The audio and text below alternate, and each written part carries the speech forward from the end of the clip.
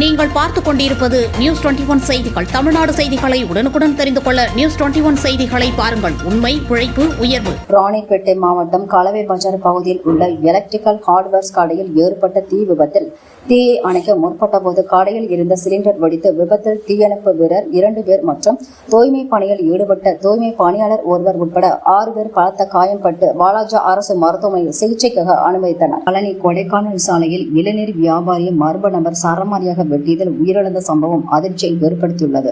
திண்டுக்கல் மாவட்டம் Kodaikanal road master battery அருகில் இளநீர் வியாபாரம் செய்து வருபவர் ஆரோக்கியசாமி வழக்கம் போல் டீ அருந்துவதற்காக நின்று கொண்டிருந்த ஆலமரத்து களம் பகுதியை சேர்ந்த ஆரோக்கியசாமி 50 வயது மதிப்புடையவரை அடையாளம் தெரியாத மர்ம நபர் சரமாரியாக தலையில் வெட்டியதில் படுகாயமடைந்து 108 ஆம்புலன்ஸ் மூலமாக பழனி அரசு மருத்துவமனைக்கு சிகிச்சைக்காக அனுமதித்த நிலையில் சிகிச்சை பலனின்றி உயிரிழந்தார்.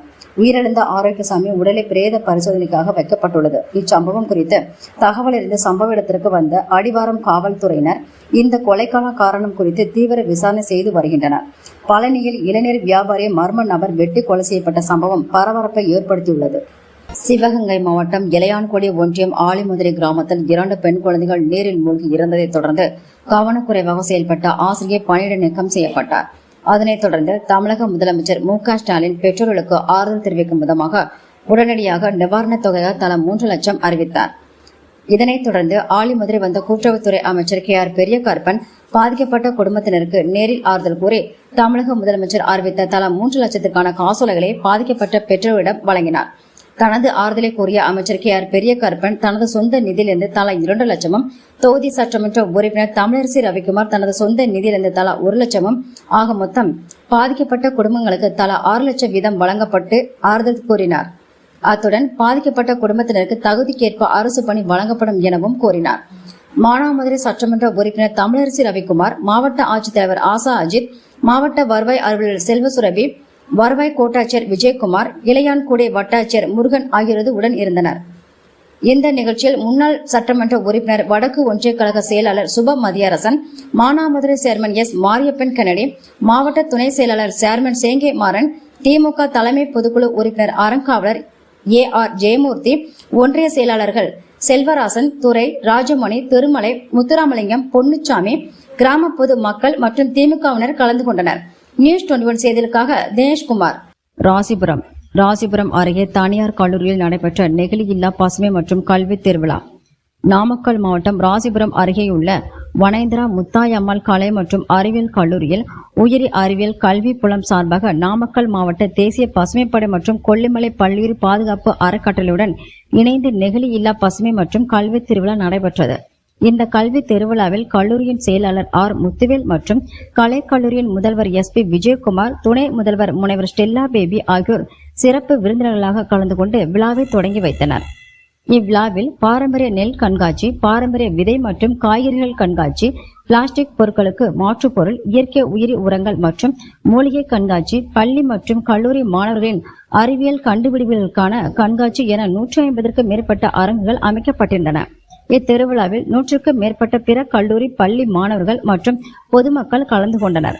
சிறப்பான கண்டுபிடிப்புகள் மற்றும் பொருட்காட்சி அமைத்த அரங்க நிர்வாகிகளுக்கு முதல், 2ஆம் மற்றும் 3ஆம் பரிசுகள் என 3 பரிசுகள் சிறப்பு விருந்தினர்களால் வழங்கப்பட்டன. நியூஸ் 21 செய்திகளுக்காக நாமக்கல் மாவட்ட செய்தியாளர் சீனிவாசன். அஇஅதிமுக அம்மா பேரவை சார்பில் மாவட்ட செயலாளர் நெடுஞ்செழியன் தலைமையில் அரசின் சரித்திர சாதனைகள் குறித்து தொண்டு பிரசுரங்கள் பொதுமக்களுக்கு வழங்கும் நிகழ்ச்சி கரூர் மாவட்டம் கொளித்தலை சுங்ககேட் பகுதியில் இன்று காலை 8:30 மணி அளவில் தொடங்கியது. சுங்ககேட் பகுதியில் இருந்து பேருந்து நிலையம், ரயில்வே நிலையம், மாரியம்மன் கோவில் தெரு வழியாக பெரிய பாலம் வரை ஊர்வலமாக நடந்தே சென்று வழிநெடுங்கிலும் பொதுமக்கள் மற்றும் வணிக கடை வியாபாரிகளிடம் துண்டு பிரசுரங்களை வழங்கினர்.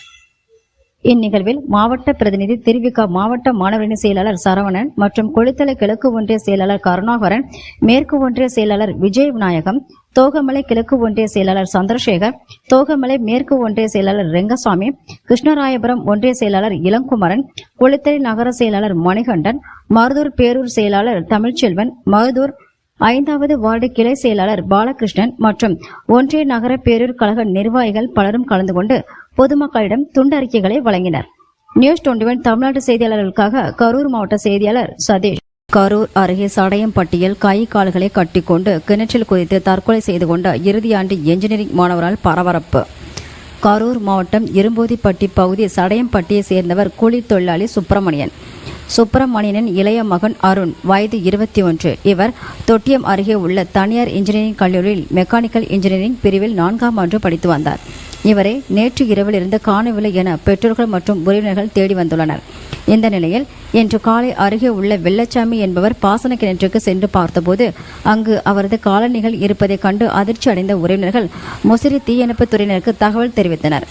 சம்பவ இடத்திற்கு சென்ற தீயணைப்புத் துறையினர் 50 அடி ஆழமுள்ள கிணற்றில் இறங்கி தேடிய போது அருண் கை கால்களை கட்டிய நிலையில் சடலமாக உடலை மீட்டனர். சம்பவ இடத்திற்கு சென்று குளித்தலை போலீசார் அருண் சடலத்தை கைப்பற்றி குளித்தலை அரசு மருத்துவமனைக்கு உடற்கூறு ஆய்வுக்காக அனுப்பி வைத்தனர்.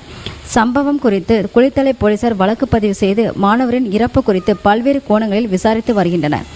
இறுதி ஆண்டு இன்ஜினியரிங் பயிலும் மாணவன் கை கால்களை கட்டிக்கொண்டு தற்கொலை செய்து கொண்ட சம்பவம் அந்த பகுதியில் பெரும் சோகத்தை ஏற்படுத்தியுள்ளது.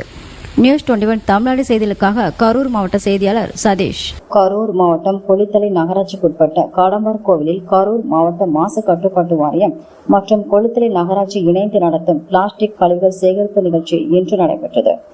நகராட்சி கமிஷனர் நந்தகுமார் தலைமையில் நகராட்சி பணியாளர்கள், தனியார் பள்ளி சாரண மாணவ மாணவியர்கள் மற்றும் தூய்மை பணியாளர்கள் கடந்த சில நாட்களுக்கு முன்பு கொளித்தலை கடம்பர் கோவில் ஆற்றங்கரை அருகே நடைபெற்ற தைப்பூசத்தின் போது பொதுமக்களால் விட்டுச் செல்லப்பட்ட பிளாஸ்டிக் கழிவுகளை சேகரிப்பு பணியில் ஈடுபட்டனர்.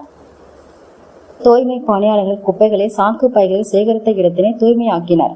முன்னதாக நகராட்சி கமிஷனர் நந்தகுமார் பிளாஸ்டிக் பொருட்களை பயன்படுத்த மாட்டோம், மீண்டும் மஞ்சள் துணி பைகளை பயன்படுத்துவோம் என பிளாஸ்டிக் ஒழிப்பு உறுதிமொழியினை வாசிக்க அனைவரும் உறுதிமொழி ஏற்றுக்கொண்டனர்.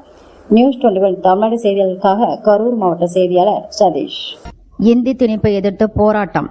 கள்ளக்குறிச்சி மாவட்டம் சின்னசேலம் தாலுகா அம்மையரகம் பேருந்து நிலையத்தில் இந்தி திணிப்பு எதிர்ப்பு மற்றும் ஒன்றிய அரசின் நிதி நிலைமை கண்டித்து ஒன்றிய குழு தலைவர், கிழக்கு ஒன்றிய செயலாளருமான சத்தியமூர்த்தி தலைமையில் அம்மையரகம் ஊராட்சி மன்ற தலைவர் சிவஞானம், கிளை செயலாளர் மாயக்கண்ணன் ஏற்பாட்டில் கண்டன ஆர்ப்பாட்டம் நடைபெற்றது. கல்விக்கு வழங்க வேண்டிய நிதியை வழங்கிடு, மும்மொழி கொள்கையை கைவிடு, இந்தி திணிப்பை கைவிடு, தமிழ்நாட்டிற்கு இந்தி வேண்டாம், எதிர்த்திடுவோம், ஒன்றிய அரசின் அவல நிலையை எதிர்த்திடுவோம் போன்ற வாசகங்கள் அடங்கிய பதாகைகளை பிடித்து கோஷமிட்டனர். இந்த நிகழ்ச்சியில் கட்சியின் அனைத்து பொறுப்பாளர்கள், மூத்த முன்னோடிகள், தொண்டர்கள், பொதுமக்கள் கலந்து கொண்டனர். நியூஸ் 21 செய்திகளுக்காக விஜய் ஸ்டீபன். கரூர் அருகே கிருஷ்ணராயபுரம் யூனியன் அலுவலகத்தில் தட்டச்சரை தாக்கிய துணை வட்டார வளர்ச்சி அலுவலர். அமைதி பேச்சு வார்த்தையின் போது இருதரப்பை சேர்ந்த சங்கங்களுக்கிடையே வாக்குவாதம் முற்றியதால் பரபரப்பு. கரூர் மாவட்டம் அருகே கிருஷ்ணராயபுரம் ஊராட்சி ஒன்றிய அலுவலகத்தில் தட்டச்சராக பணிபுரிந்து வருபவர் சரவணன் இன்று மக்களுடன் முதல்வன் திட்ட முகாமில் பெறப்பட்ட 920 மனுக்களையும் டைப் செய்யும் பணியில் ஈடுபட்டிருந்த போது இன்றும் வேலை முடிக்கவில்லை என கூறி துணை வட்டார வளர்ச்சி அலுவலர் அன்புமணி அவரை ஒருமையில் பேசி கன்னத்தில் அறைந்துள்ளார். இதுகுறித்து தகவல் அறிந்த தமிழ்நாடு அரசு அலுவலர்கள் ஒன்றியம் சங்கத்தினர் யூனியன் அலுவலகத்தில் உள்ளிருப்பு போராட்டத்தில் ஈடுபட்டனர்.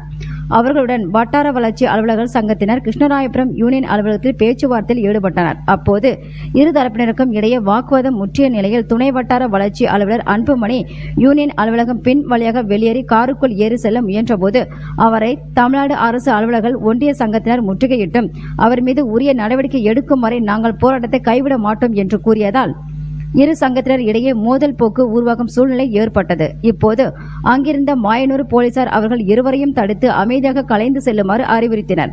அதனைத் தொடர்ந்து மாவட்ட நிர்வாகம் சார்பில் திங்கட்கிழமை உரிய விசாரணை மேற்கொண்டு நடவடிக்கை எடுப்பதாக உறுதியளித்ததை அடுத்து இருதரப்பினரும் அங்கிருந்து கரூர் மாவட்டம் கொளித்தலை அருகே செக்கானத்தில் விவசாயத்தில் ட்ரோன் மூலம் மருந்து தெளிப்பது குறித்து கரூர் வள்ளுவர் அறிவியல் மற்றும் மேலாண்மை கல்லூரியின் சார்பில் விழிப்புணர்வு மற்றும் நேரடி செயல்முறை விளக்க முகாம் நடைபெற்றது.